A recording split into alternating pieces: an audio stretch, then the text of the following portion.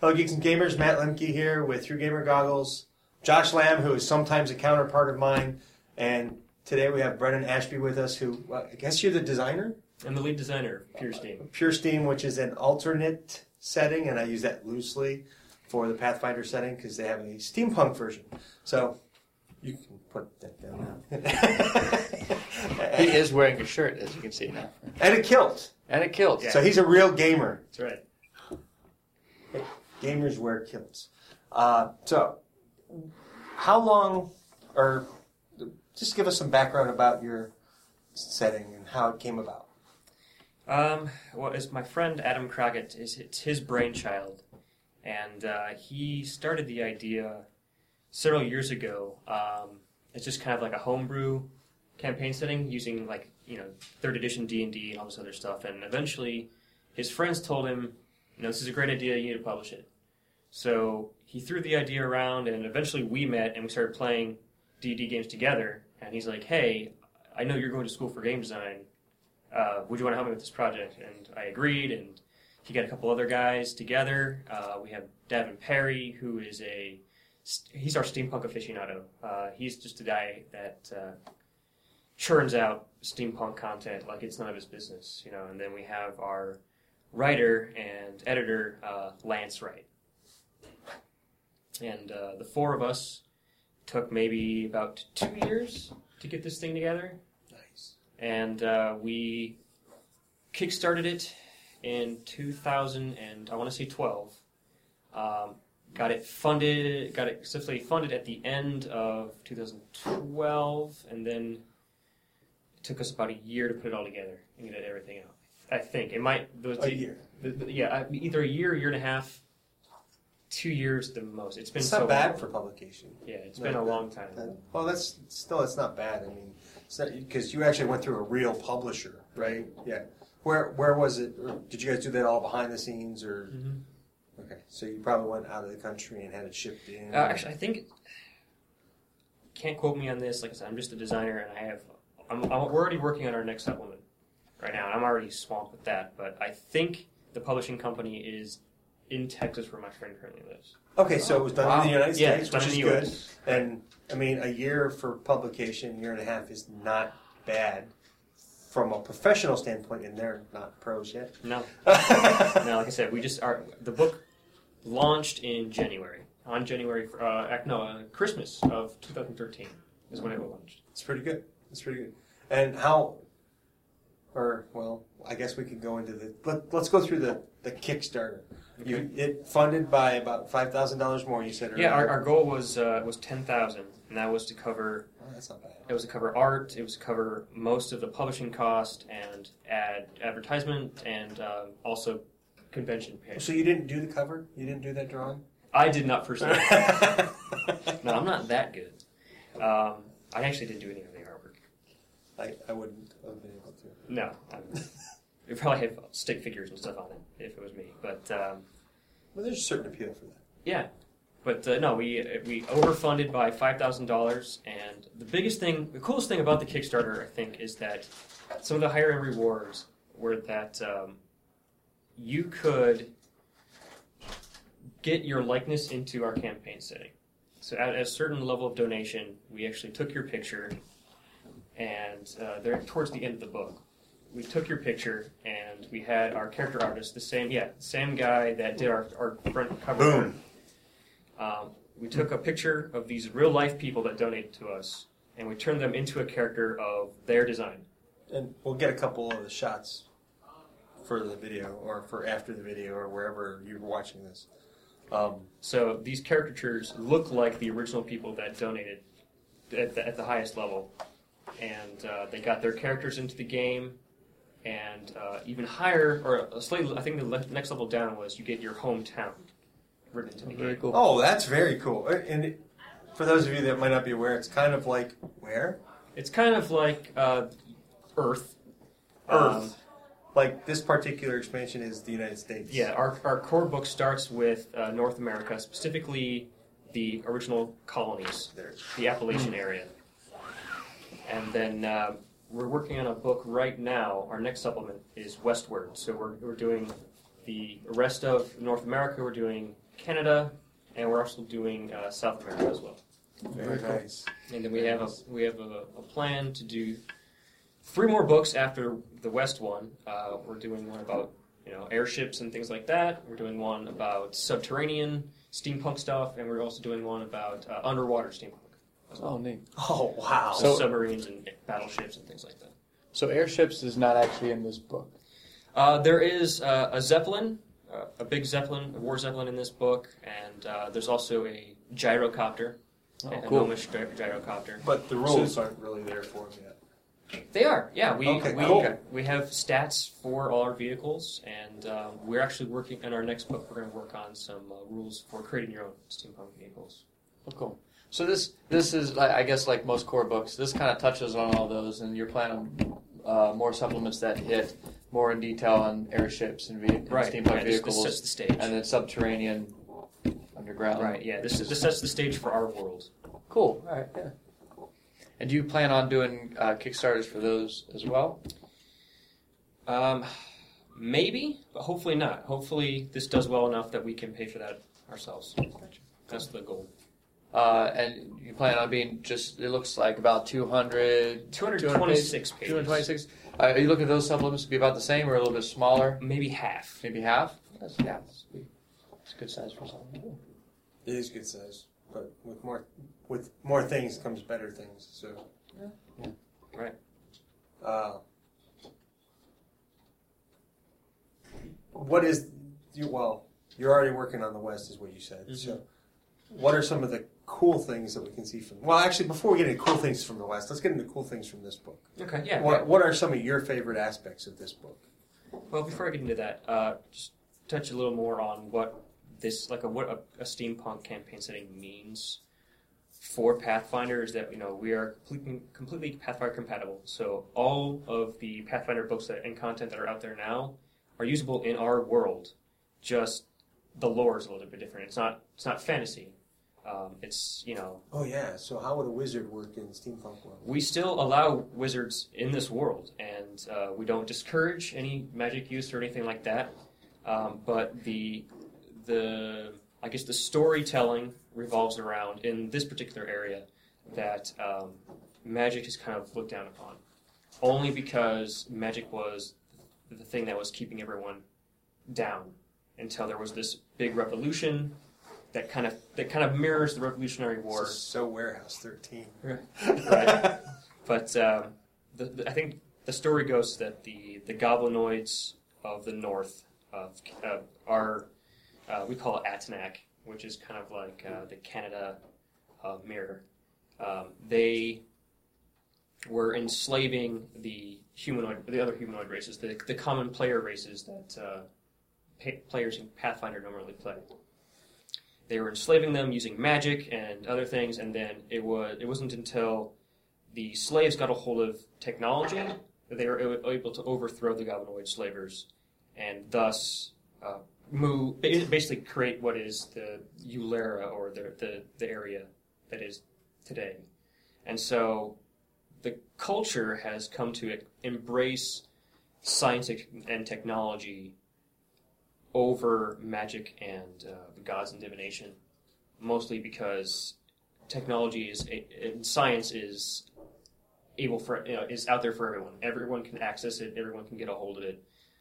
You still need money, and so there's still classes and stuff like that, but a caste system. But it's not like you have to be able to worship a god or you have to have magic ability in order to use technology. And it's agreed upon in this nation that science trumps magic, and that it's that magic is kind of frowned upon. But again, being that this is Pathfinder compatible, taking a step back from the setting, everything is still viable. Wizards are still viable, and we actually go through in our book and explain how our world handles those Pathfinder classes and how our world reacts to those people. So it's still all usable. There's still dragons. I mean, dragons can still be in this world. We didn't mention any dragons in this area, but they are coming in other areas. And there's still all of Europe and stuff that we haven't really... I was going to say, are you going to play on some of our myths and legends? Oh, yes. Yeah. So you may see Sasquatch. Yep, absolutely. So the whole thing about magic being frowned upon, as you move out west, is that going to change with the influence of shamans? And Actually, it will. As you move more toward the Pacific area, you'll find things more. You'll find more elves, and you'll find more. You'll find a nation ruled by divine magic. They have like a supreme Primarch who thinks that he is like this. That he can like speak to the gods and things like that. And then if you move south, you'll have which we call the Mazan Empire, but they're like the Aztecs, where they embrace shamanism and they embrace druidism and things like that. And then in the north, you'll still have the goblinoids that use magic and things like that. So magic is there. It's just like I said, we're not trying to prohibit anyone from using magic. We're not saying you can't play a wizard, you can't play a cleric. It's going to be in the story, role playing wise, it's going to be a little different experience than maybe a normal Pathfinder play session or play experience. I would imagine so. Gunpowder makes a big difference. Right. Steam power makes a big difference. Right. And we still, keeping with Pathfinder, you kind of have to keep that balance of magic. So we still have technology, and we have a class in here, a new base class that we designed called the Gearhead, and he uses gadgetry and schematics to produce magic-like effects, but they're not magic. So he's almost an artificer. Right, almost, yeah. And it almost looks like a clockwork dragon. That's a steam-powered dragon. Put another picture of that in the video too, which you might see eventually in one of our books. It's not in this one because we're trying to. What other classes did you introduce with this book? The other base class that we introduced that's unique to this campaign setting is our chaplain, and even though that this is a low magic setting, the chaplain is magical, but in a unique and different way than wizards and clerics and stuff. The chaplain gets his power through society. So, he's not a politician. Yeah, many chaplains become politicians. This is true. And so the chaplain in our game is not like a traditional religious chaplain or organizational chaplain or government chaplain in today's world. But the chaplain in our world is still based on organizations. He still is affiliated with organizations. So a couple of ones we have are trifoil laurels, which are like the Red Cross. So those chaplains are like the battlefield chaplains that are there to administer medical aid, but also inspiration. And like a chaplain's main core mechanic is their gravitas and their ability to inspire or deter friends and foes with just sheer force of personality. So they're great public speakers, they're great group leaders, they're also great group supporters. And they kind of become the clerics of Eulera, where divine magic is not really looked. It's not really accepted. So chaplains kind of took that place where people still need someone to turn to for inspiration and guidance and moral guidance. So chaplain took up that role. Like I said, so they still cast magic, but it's not in the same grand way as like a wizard or cleric.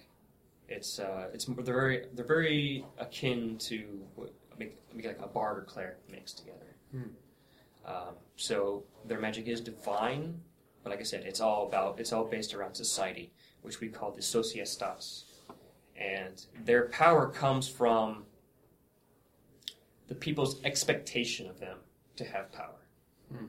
So they have like an inborn ability, but that ability is not realized until they are put into a position of social social guidance, I suppose.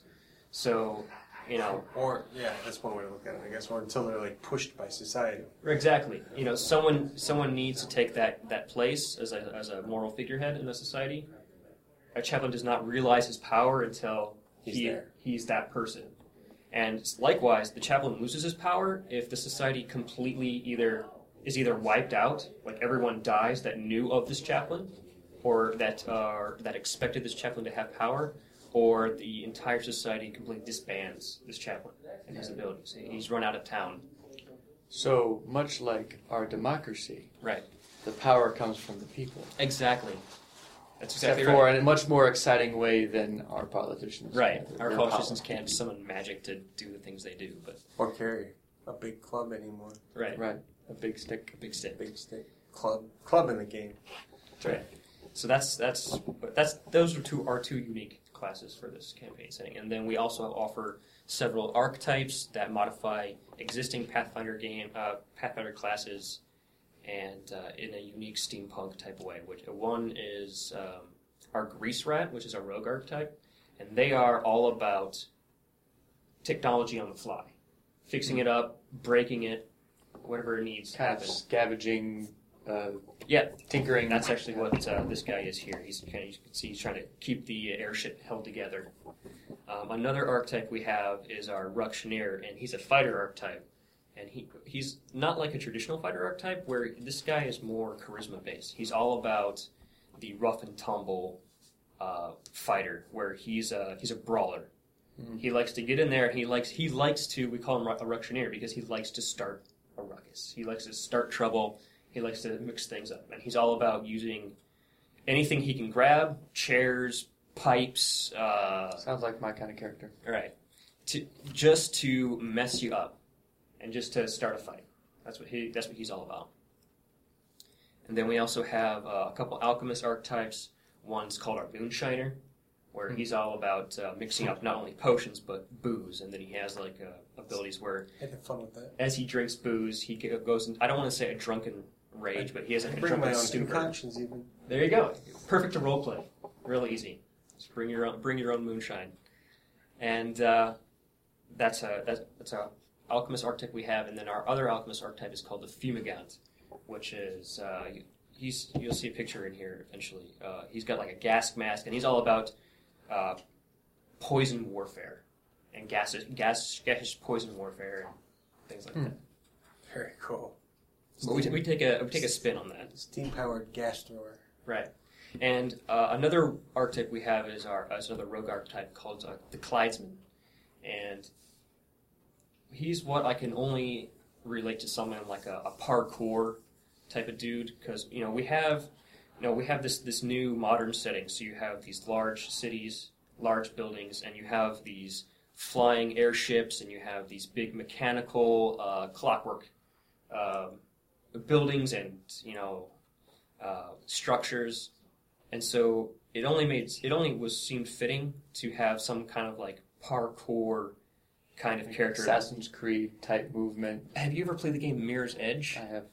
Very akin to that, where they're all about taking the jobs that no one wants to take, and getting into the places that no one cares to go to because it's too dangerous. So their mechanics all revolve around doing dangerous acrobatic stunts and flying over obstacles and things like that, just to get to where they're going and to cool. that also sounds like a character I would love to play. Right. It sounds like a great character. Yeah. So, Josh had a couple of questions about the Kickstarter earlier before we started, so I'm going to let him get to those before we move into maybe talking about the expansion a little bit. Yeah, I don't remember what the questions were. I think it was just when it... Oh, yeah. Well, I saw the Pathfinder symbol down at the bottom, and that the title of the book is stylized just kind of like the Pathfinder title is. And so I asked if you needed to, or I'm asking now for the viewers, did you need to go jump through any hoops with Paizo to use Pathfinder kind of likeness and logos and whatnot? Well, with our logo, we wanted it to be close to Pathfinder's only because it is a Pathfinder role-playing game compatible game. You wanted to fit in along the shelf I wanted, we wanted people to see Pure Steam and be like, oh, that kind of looks like Pathfinder, and then come up and look and see, oh, it is for Pathfinder. It's not made by Paizo, it's made by us. Mm-hmm. And we actually did have this, the campaign setting where it's in red, like Pathfinder. We had to change that. Oh, okay. Because they thought it was a little too close. But they were fine with it, how it looks here, because we made it just unique enough that it's not exactly like Pathfinder. The gears and the Steam stack, I guess would be. Yeah. Yeah. And then, because it is Pathfinder compatible, what Pathfinder does, they offer this compatibility license where you are allowed to use their rule set and develop a game with it as long as you say, this game is completely compatible with all the other Pathfinder core books and supplements out there. And being such, we had to design our world around that. Like I said, we have to continue. We have to still allow magic. We still have to allow all like dragons and all the fantasy races and everything because those are still part of the core Pathfinder game. So we worked them into our setting and even made them their lore unique to our setting. Cool. It was a heck of an undertaking. Yeah. It was. Yeah. I just lost my train of thought for the next question I had. Well, 200 pages, nice hardcover book. How much is it? Yeah. How much does it cost? Yeah. The book is right now online, I think $29.99. Oh wow! And we have a PDF that is $9.99 right now. They've got hang gliders. Yeah. Goblin That's hang gliders. Excellent pricing too for those of us that have like tablets or whatever. Yeah, and we actually have a combo too on our main website, puresteamrpg.com. That's brilliant, actually. Yeah. We have a combo where if you get the hardcover book, you can get the PDF with it for $5.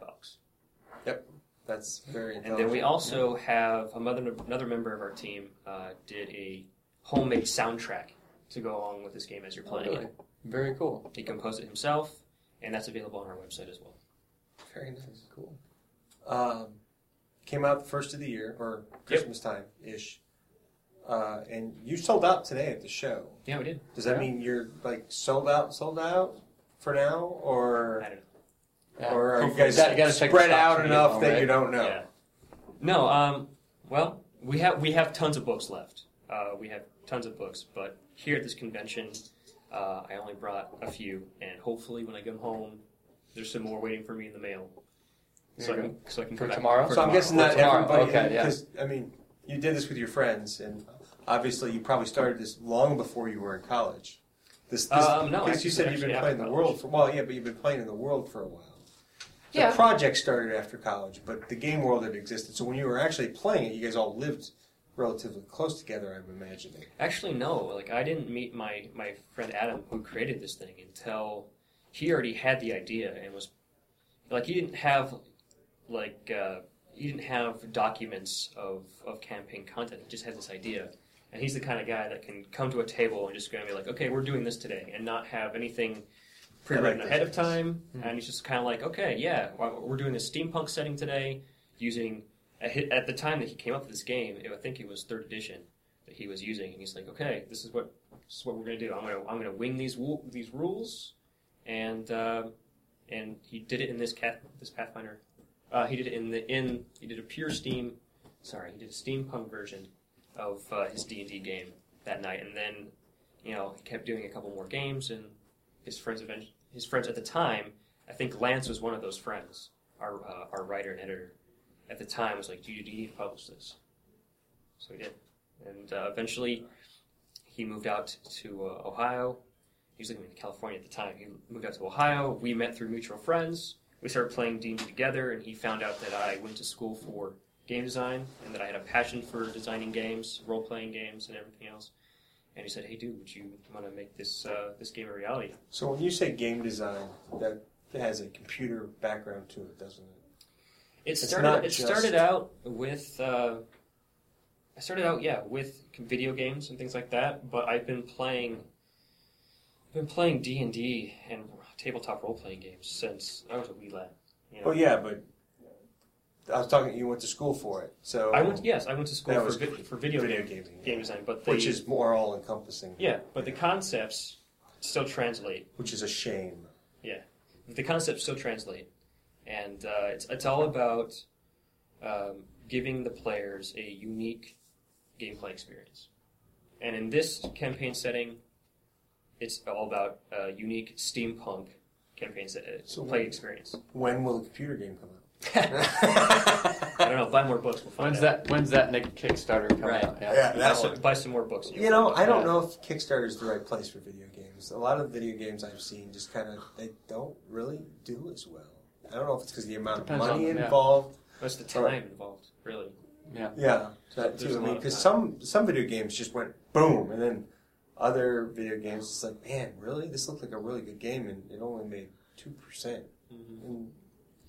Well, it's the Kickstarter world is certainly saturated, so there's a little. Well, there's that too. They've got to get enough things out there. So this is a success story. What did you do? How did you get your Kickstarter out there for people to find out about? Other than all your Facebook friends, all of your Twitter followers, how did you demo this the idea at conventions or anything? Obviously, you didn't have a printed book at the time, so it's kind of hard to do. Yeah, we actually the last year.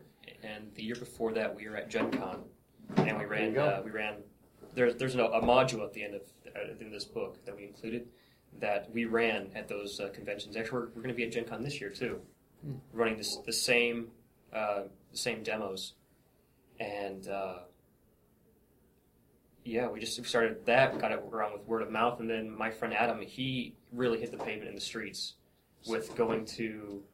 Just putting up flyers in game shops and telling his friends and having his friends tell friends and just getting out there. And so a lot of word of mouth and a lot of word of mouth. Gen Con. Which, luckily, I mean, sure you hit tons of people at Gen Con too. Mm-hmm. So that's definitely that's the place to go to see people. That for Pathfinder, PaizoCon. Mm-hmm. Yeah, we never got to PaizoCon. It's a long flight. Yeah, it's a long trip. But I mean, we not only did we run demos at those conventions, but I cosplayed last year. But my friend Adam, he cosplayed every year, and he would just walk around and hand people cards, our Pure Steam cards, and say, hey, if you like Pure Steam, you like Pathfinder, check us out. We have a Kickstarter up. Donate $5 or $10. Cool. And that's eventually how it worked out. So moving into the West, what kind of cool things might we see? I don't want to give it too much away because it's still in development, but we are going to explore the Canada region, which we call Atanak, and that's going to be goblinoids and orcs. And then we also are going south into South America with the Mazan people, and those are kind of like the Aztecs, where they embrace druidism and animals and shamanism. And you also see some lizard folk and stuff down there. And then we're also heading into the Midwest, which we call right now the Disputed Lands, because no one owns it. It's a kind of free reign. And that's going to be like no man's land, where there's monsters, there's frontiersmen, there's all kinds of things. There's railroads trying to, a railroad race. Great Plains are no longer fertile. Right. And then we also have kind of in the Utah Salt Lake area, we're going to have a divine nation called Rausch, and they're going to kind of be like the symbol of divinity in our world, where they are kind of like the lead divine figureheads. And then California, Washington area, that's going to be all heavy forest and stuff, and that's all going to be elves. Yeah, I think if you're going to do that 100 pages, you got your work cut out for you. Yeah, well, it's going to be a tight fit. Yeah, you're not going to have any art. That is a tight fit for 100 pages. That's a lot of material. Well, the thing, the whole purpose of a campaign setting like this is that you don't want to spell out every single thing. You want to give the players enough to get a taste and get an idea, and then expand the campaign setting themselves from there. So there's still a lot of holes. There's a lot of land not claimed. It's your first printing. I mean, there's a lot. But even in this area that we print, there's only, we only have, I think there's 4 or 5 nations, and in those nations, each one of those can have their own book. eventually. Yeah, they could. Absolutely, they could. When we go into more detail, But by leaving that detail out, essentially, that leaves players to make up their own stuff, fill in the holes Yeah. you talked about, right? Yeah, like we said, we have some of the kickstarted backer towns in there that they wanted, and we have a couple other towns that we curated, and then, like I said, the rest of the land is just kind of open. Very cool. Yeah, and he said there's like 4 books in the works, so you guys, Right. a lot of good stuff coming. Yeah, like I said, we have one for the subterranean world, or the Underdark area.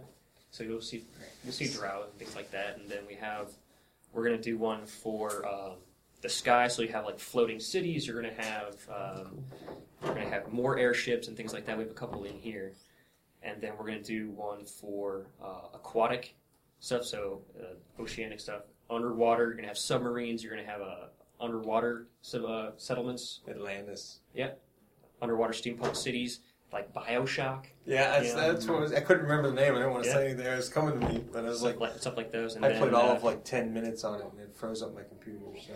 And then we have the West, and then eventually we are going to move into. We kind of briefly mentioned Europe in here, kind of where the elves kind of came from Asia, the orcs kind of came from the Russian area, the dwarves came from the Scandinavian, Norwegian areas. And that's an interesting take on dwarves. I never quite thought of that. I kind of think of them as Irishmen because they're really proud and stubborn.